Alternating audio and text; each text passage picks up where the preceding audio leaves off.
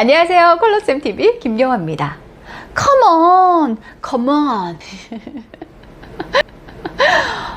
저는 영어는 안 될 것 같아요. 저는 진짜 토종입니다. 자, 오늘은 제시 은비편입니다. 제시의 휴먼 컬러를 보면요, 태양의 기질을 바탕으로 해서 마젠타와 터콰이즈가 선천과 후천으로 들어와 있어요. 전체적으로 굉장히 낙천적인 성격이고요, 즐기는 일들을 찾고 좋아합니다. 또 그런데 그 즐거움 속에서 결과물을 굉장히 잘 만들어내는 기질이기도 해요. 마젠타가 선천으로 나와 있으면 어릴 때부터 티가 납니다. 뭔가 굉장히 성숙하고 아이 같지 않은 그런 모습이 있어요. 제시 같은 경우에도 15살이라고 했나요? 아무튼 엄청 어릴 때 미국에서 한국으로 혼자 꿈을 위해서 나왔잖아요. 그런데 만약에 선천이 마젠타가 아니라 옐로우 그린의 사람이었다 이랬으면 불가능했을 것 같아요. 나왔다가도 다시 돌아가거나 아니면 한국 생활 속에서 너무나도 힘들어하거나 뭐 이랬을 것 같아요. 그런데 제시는 성숙한 마젠타를 선천 컬러로 하고 있기 때문에 가능했던 것 같고요. 특히 이 마젠타는 자신이 목표로 하는 일이 있잖아요. 남들은 너무너무 힘들어. 그러면 포기해버리죠. 가시밭길이면 가지도 않아요. 근데 마젠타는 그럼에도 불구하고 자신이 목표로 하고 자신이 마음 먹으면 끝까지 해냅니다. 끝까지 견뎌요. 독한 사람들이죠. 대단한 분들인 거예요. 어려워도 자신을 단련시키는 그런 멋진 모습이 있는 사람들이 바로 마젠타입니다. 그리고 제시는 보이는 그대로인 것 같아요. 밝으면서도 센 느낌이 있죠. 그런데 마냥 세지만은 또 않은 기질이에요. 왜냐면 마젠타가 있으니까요. 마젠타는 진짜 매력의 컬러이기 때문에 인기가 많죠. 이효리 씨 때도 마젠타 이야기 했잖아요. 자신은 물론이고요, 주변 사람들도 정말 소중하게 여기고 도움도 굉장히 많이 주는 사람들이 바로 마젠타입니다. 그리고 제시의 기질이었던 그 태양의 기질은요, 봉사심도 있고요, 정도 많고요, 자신의 밝고 따뜻한 에너지를 막 주변에 내뿜는 그런 사람들이거든요. 그래서 우리는 그냥 텔레비전을 통해서 제시를 만나고 있지만 제시를 조금 깊게 내면적으로 친하게 지내는 사람들은 그렇게 막 센 캐릭터로 보지만은 않을 것 같아요. 또 다른 시선으로 또 다른 평가를 받으실 것 같아요. 이 대신에 제시가 두 번째 터콰이즈라는 컬러가 있잖아요. 주변과 소통을 조금 더 신경을 쓰시면 훨씬 더 좋아요.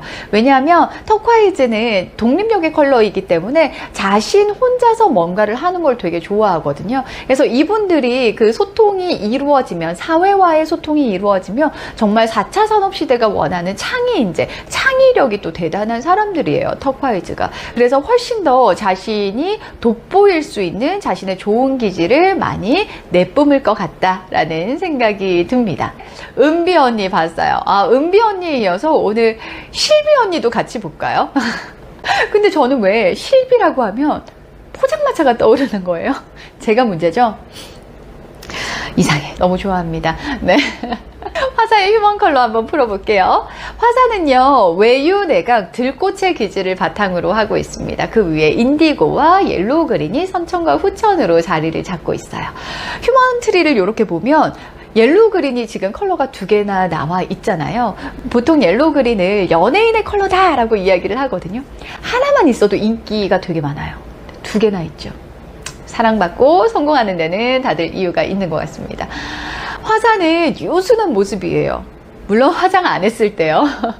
성격적으로는 정말 굉장히 작은 거 하나하나 다 신경 쓰고 따지는 완벽주의자입니다. 그래서 제가 나 혼자 산다 봤을 때요, 허리 다쳐가지고 움직이지를 못하는 거예요. 춤 연습 못하잖아요. 근데 자기가 불안한 거예요, 연습을 안 하니까. 그래서 소파에 누워가지고 이렇게 이미지 트레이닝, 머릿속으로 안무 연습을 하더라고요.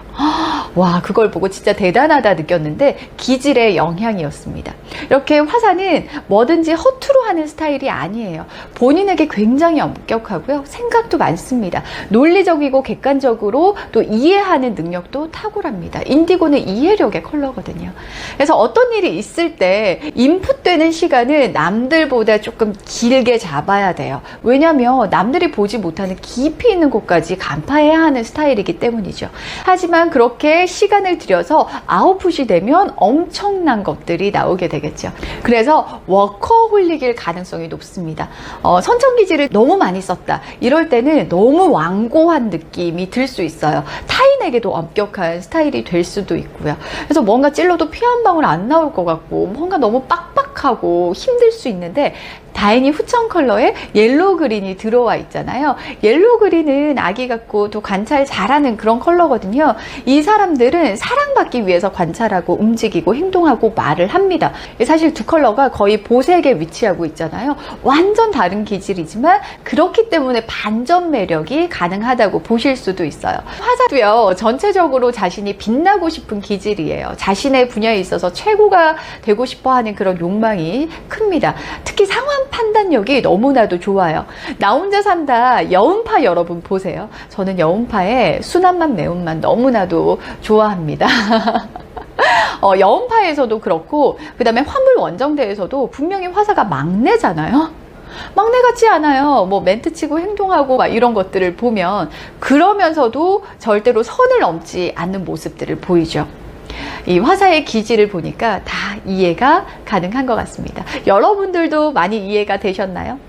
자, 이렇게 해서 이 환불 원정대 만옥이 언니, 천옥이 언니, 제시, 은비, 그 다음에 실비, 화사까지 다 한번 풀어봤습니다. 너무나도 신기했던 부분은 4명 모두 다 지금 현재 올해 바이오리듬이 상승 곡선을 타고 있는 해라는 거였어요. 제가 바이오리듬에 대해서는 한 번도 푼 적이 없는 것 같은데요. 다음 이 시간에는 바이오리듬 한번 풀어볼게요.